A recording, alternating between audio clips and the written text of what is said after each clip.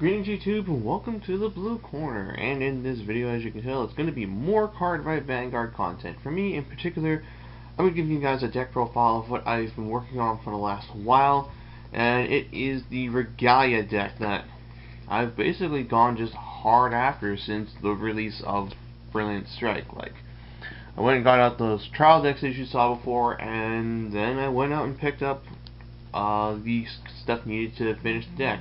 It's not 100% complete yet, as there's about 5 cards I need to put in here, but this is a very good start for the deck, and it's enough that I can at least explain to you guys how a Minerva deck works, and why I feel it's probably just like one of the best decks heading forward until, again, new stuff comes out, Legion comes out, and it makes everything that's a limit break not so great.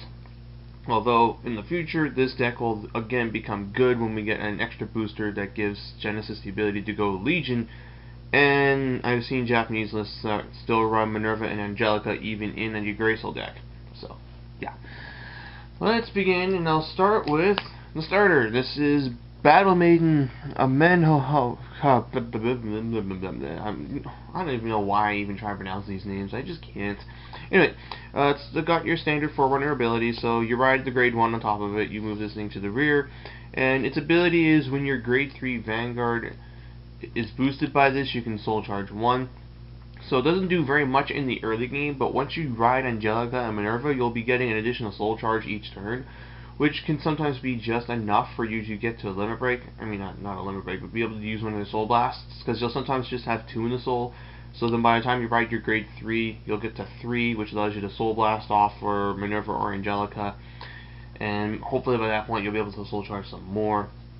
So that's useful. It is a 5,000 boost as well, so it allows Minerva to swing for 16, 18, 26, and 28.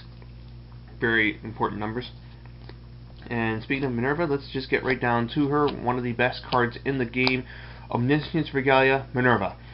This is a cross ride of the break ride that you guys saw before, which is Regalia of Wisdom Angelica. And excuse me. Minerva's abilities are, of course, you have an Angelica in the soul, she gets plus 2,000, and her limit break is pretty simple. When this card attacks after the end of that battle, you can Counterblast 1, Soul Blast 3, and discard 3 Genesis from your hand in order to restand this unit and give it plus 5,000 power. So, again, those magic numbers I was talking about with this. You swing for 16 here, Soul Blast, stand this back up, it gets plus 5, so you're swinging again for 16, but if you've cross-ridden, those are 18,000 swings. And this allows Minerva to just swing by herself, and then you can stand it back up and then swing again for like a complete 10,000 line. Like, it's a really good restand, and the cost is very minimal given that this deck will soul charge a lot. Like, this makes it honestly one of the best restanding Vanguards in the game because of the fact that you don't have to like meet some absurd condition or like lose a lot of resources. Like, Draconic Descendant has to not hit, but he gets an additional crit. Draconic Overlord, the end, has to hit. Galaxy Blaukugger has to have a unit with the name Blau hit. And Raging Form Dragon requires you to sack off 3 things in order to basically restand in his own right. Whereas Minerva just needs to battle, and then you Counterblast 1, and Soul Blast 3, discard 3. Like, that cheap Counterblast, I feel, is one of the really good things about this too. And this card, I feel, is going to be one of the big reasons why Genesis will probably do very well at Worlds. Like, I think the top cut for Worlds is going to be Galendios, the Rebirth, Minerva here, Duo, and Revengers. Like, I think that's going to be our what's going to top Worlds. Hopefully Eradicators will as well, but I just don't know how they're going to keep faring like that. That's like another discussion altogether, but yeah. Minerva is very good. And then we already have the break ride, of course. Soul Blast 3, draw 3, and we draw 2. So a very powerful break ride combination. Just the fact it's a cross ride is so good now. For the grade 2s, first up, my ideal turn 2 ride, the Witch of Grapes Grappa, and her ability is when she is soul blasted off, you can soul charge too. So, yeah. Supposedly, you have this in the soul with like another like 2 units. You soul blast off with this, you get to put 2 more into the soul. If you have multiples in the soul, that's even better. It just allows you to keep continuously soul blasting without having to constantly soul charge. And 4 copies of the 12k attacker, because I now have more units with Regalia in its name, so it will get that attack bonus. And then 4 copies of Sahohime. I don't think 4 is probably the best, but I don't really know what I would take 1 out for. Like, I think 3 would be a good number. I just want to have either this or Grappa as my turn 2 card play, just so I have at least a decent amount of soul by the time I hit grade 3, because when this thing hits I kind of mess around soul charge 3. And then for the ones, I'm running 1 perfect guard because this is all I've got, and 3 quintet walls, which is definitely too much right now. When we have Legion, this will be much better because it'll just set me up in order to perform Legion, shuffle back stuff, and just extend the game. But this though, like, I only really want a quintet wall once, twice at the most, because 5 cards out of the deck is just really costly. But this thing in combination with Cider is really good. And then, yeah, there's perfect cards, which are just really good. For Witch of Oranges, Valencia, it's just like Grappa, so if this thing gets soul blasted out, you get the soul charge too.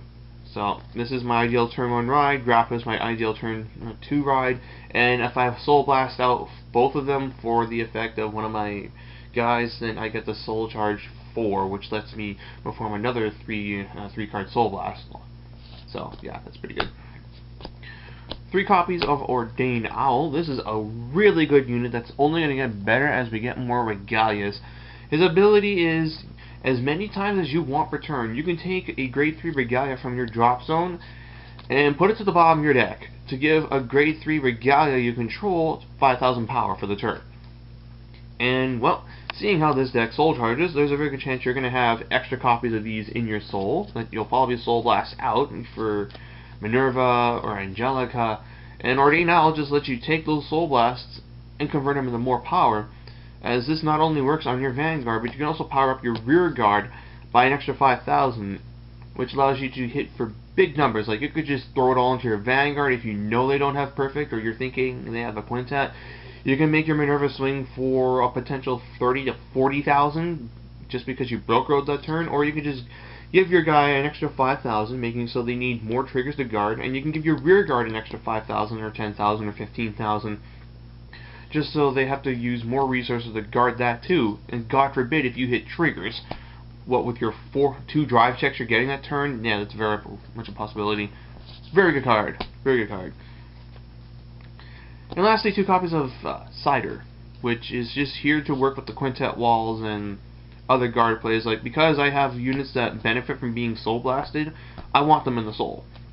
So I can just have a guard play like this to my grade 2 vanguard. Like, this is just on vanguard, and I do this. That's a 15 shield, and it puts these all into the soul, so that when I soul blast off, I get 6 soul charges as opposed to 2 and whatnot. Like, neat little interactions like that.